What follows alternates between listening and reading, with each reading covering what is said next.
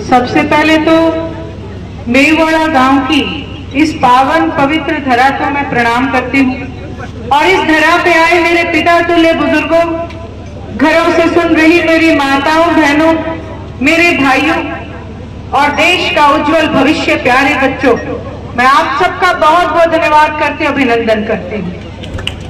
Indian national Lokdal का पूरी एक एक इकाई आज आपके बीच में है।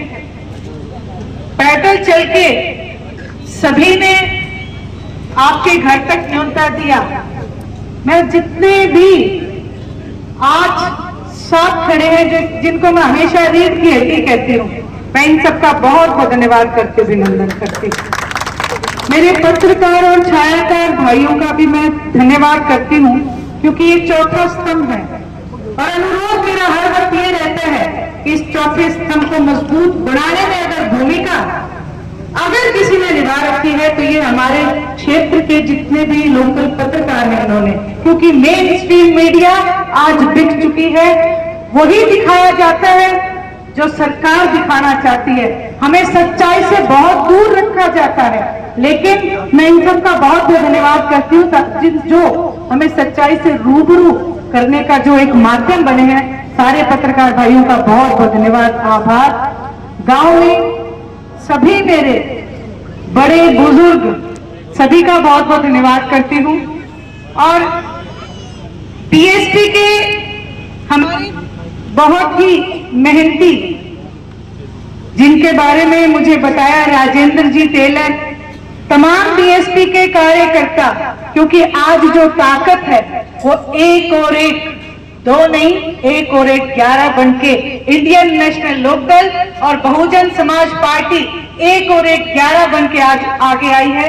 तो मैं सबका बहुत बहुत धन्यवाद करती हूँ, अभिनंदन करती हूँ।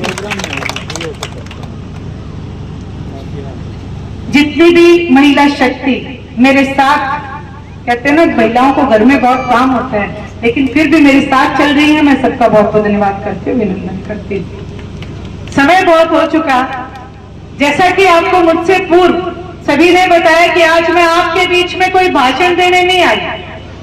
आप मेरा परिवार हो। आदरणीय चौधरी देवीलाल जी चौधरी, ओम प्रकाश जी चौटाला, और आज जब मैं यहाँ आ रही थी तो घर से मुझे यही समझाया गया कि आप दूसरी जगह नहीं जा रहे, आप अपने परिवार में जा रहे हैं। तो मैं सबका बहुत बहुत धन्यवाद करती हूँ, अभिनंदन करती हूँ। आपने इतनी रात तक मेरा स्वागत। कहते हैं कि घर में कोई शुभ काम हो तो सबसे पहले अपने परिवार को न्योता दिया जाता है। आप मेरा परिवार हो और घर में शुभ काम, आपको पता है आपके अपने जननायक आदरणीय चौधरी देवीलाल जी का जन्म दिवस 25 सितंबर आप सब लोगों को न्योता देने आई हूँ। और अपना बागड़ी कई तरह सिगरी निमतो तो थाना सारा ने सिगरी निमतो है। फिर सारा मेरी जितनी भी माता बहन भाई बच्चे बड़े बुजुर्ग सब इकट्ठे होकर 25 तारीख को उच्चाना की नई अनाज मंडी में पहुंचना, ताकि हरियाणा प्रदेश की राजनीति में एक नया अध्याय लिख सके। जैसे आदरणीय चौधरी देवीलाल जी ने हमेशा एक अध्याय लिखने का काम किया, उसी तरीके से आपसे अनुरोध है आप भारी संख्या में पहुंच के 25 सितंबर को एक नया अध्याय लिखने का काम करना। अब अगर मैं परिवार के बीच में खड़ी हूं तो कुछ दुख सुख भी करके जाऊंगी। मैं आपसे मिलने भी इसीलिए आई हूं क्योंकि आप और हम बहुत दिन हो गए, 20 साल से, कभी 10 साल कांग्रेस के आगे, कभी 10 साल बीजेपी के आगे। सीधी सीधी एक बागड़ी भाषा में एक बात बताओ, सुखी हो तो दुखी हो। 10 साल बीजेपी और 10 साल में किसान ने आंदोलन किया, कमेरे ने आंदोलन किया, व्यापारी ने आंदोलन किया, कर्मचारी ने आंदोलन किया, आंगनवाड़ी की महिलाओं ने आंदोलन किया, आशा वर्करों ने आंदोलन किया, सैनिकों ने आंदोलन किया, खिलाड़ियों ने आंदोलन किया, सरपंचों ने आंदोलन किया। ऐसा कोई वर्ग नहीं बचा जिसने आंदोलन ना किया हो। आप सब लोग मुझसे बड़े हैं और जो युवा शक्ति है वो आजकल सोशल मीडिया और मोबाइल के माध्यम से राजनीति की हर एक चीज को बारीकी से देखती और जानती है। आंदोलन तब होता है जब सत्ता में बैठी सरकार हमारी सुन ना रही हो और जो विपक्ष हो वो कमजोर हो। इसलिए जनता को सड़कों पे आना पड़ता है, आंदोलन करना पड़ता है। इन्हीं आंदोलनों में एक आंदोलन 13 महीने तक चला, जिसका खामियाजा अपने गांव में भी हमने भुगता, एक किसान की शहादत देके। 13 महीने तक जो आंदोलन चला उसमें मुख्य रूप से किसानों ने एक बात कही कि जो भी नेता हमारी मदद के लिए आना चाहता है वो अपनी कुर्सी से त्याग पत्र दे के आए। पूरे हिंदुस्तान में 4200 से ज्यादा एमएलए एमपी हैं, 4200 से ज्यादा, और हर एक का अगर आप भाषण निकाल के सुनोगे तो एक एक ने एक भाषण दे रखा है कि हम किसान और कमेरे के साथ हैं, हम किसान और कमेरे के नाम पे राजनीति करते हैं।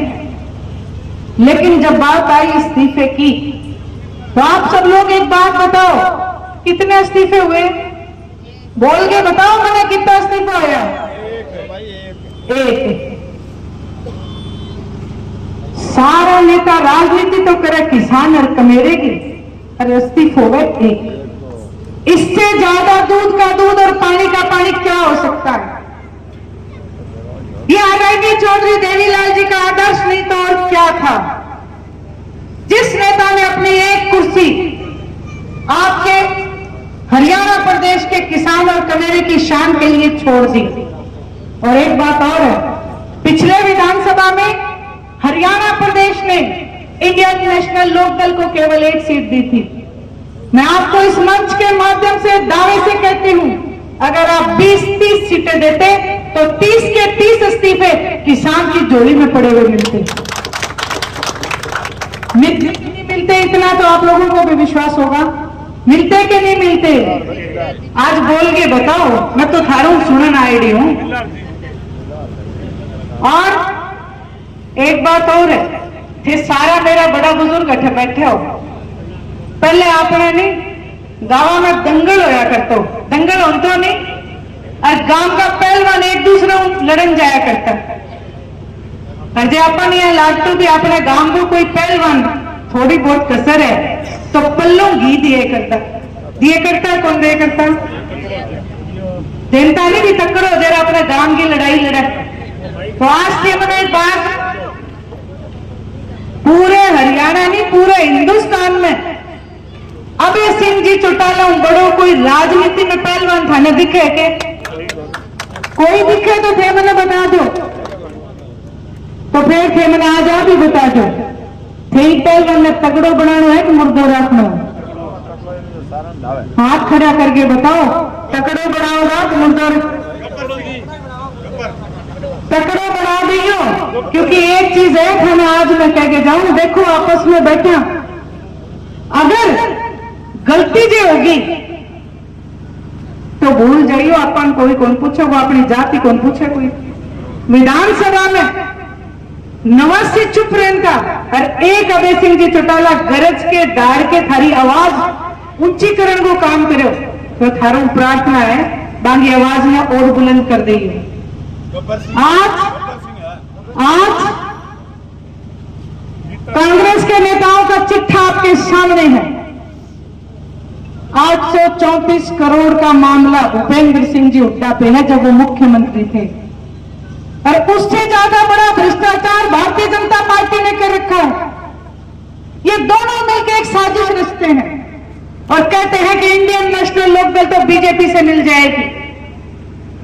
एक बात पूछ लेना इनसे आए जब कि इंडियन नेशनल लोकदल तो वो पार्टी है जिसने कदम कदम पे जनता की आवाज उठाने का काम किया है।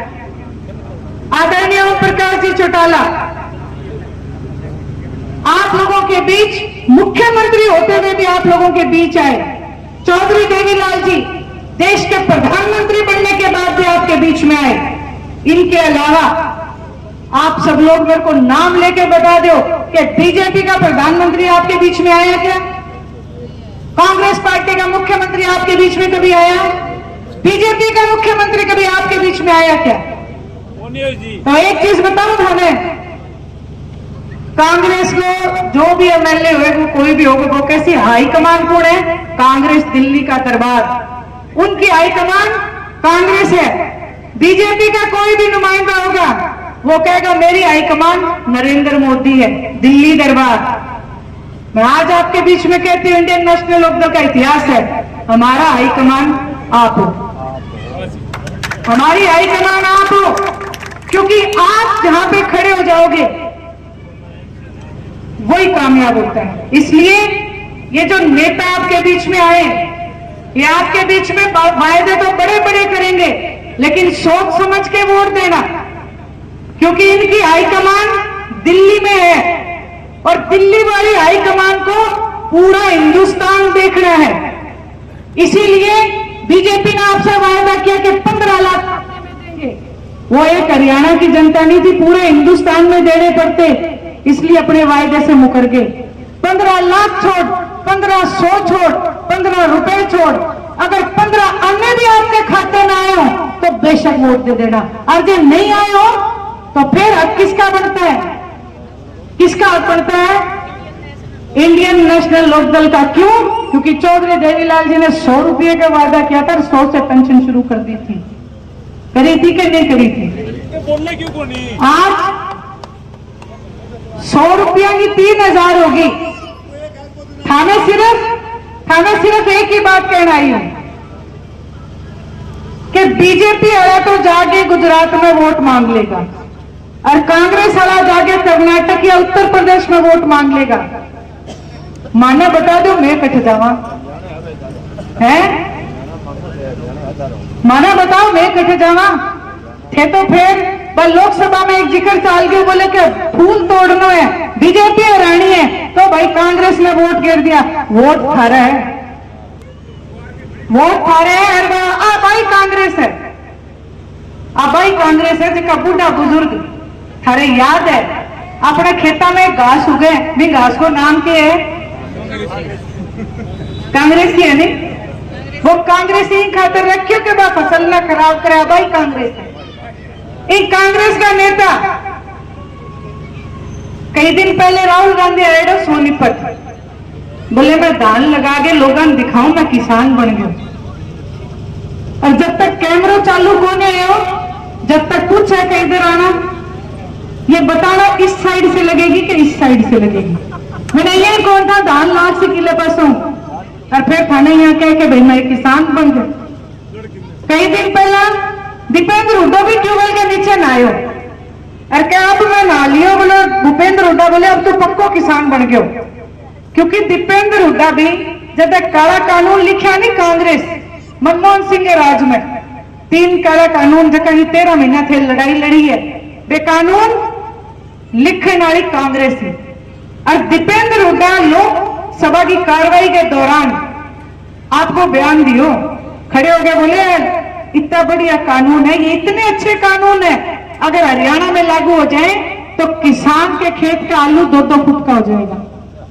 जो किसान आप ही आप में कहे। सुषमा स्वराज खड़ी होगी तो बोले बेटा या तो किटा फिर भी 2 फुट की 2-2 फुट का कोडी होया करे, और जका यहाँ कह कि मैं किसान का पेशी हूं, जका क्या मैं हिसाब मांगने भी आया, हिसाब किताब तो हम होने लग रही है। इन्हें बीजेपी घपलो कर रखी है, अटैचियां मांगा नोट पकड़ लीजिए, इन्हें भूपेंद्र सिंह हुड्डा 834 करोड़ में फंस रहे। अगर हरियाणा प्रदेश में किसी भी नेता ने या मुख्यमंत्री ने हिसाब देने का काम किया तो आदरणीय ओम प्रकाश जी चौटाला।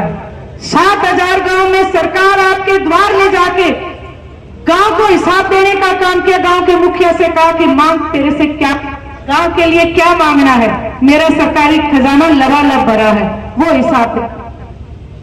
मैं तो आपसे यही कहने आई थी, प्रार्थना करने आई हूं कि चश्मा और हाथी आज आपके सामने खड़े हैं। दोनों ही पार्टियों को लोग 2 पार्टियां कहते हैं, लेकिन मैं आपको विश्वास दिलाती हूं कि 1 और 1 2 नहीं, 1 और 1 11 बन के काम करेंगे। 1 और 1 11 बन के काम करेंगे। जहां आपके काम 1 गुना होते थे, आपके 11 गुना काम करने का काम करेंगे, ये आपको विश्वास दिलाती हूं।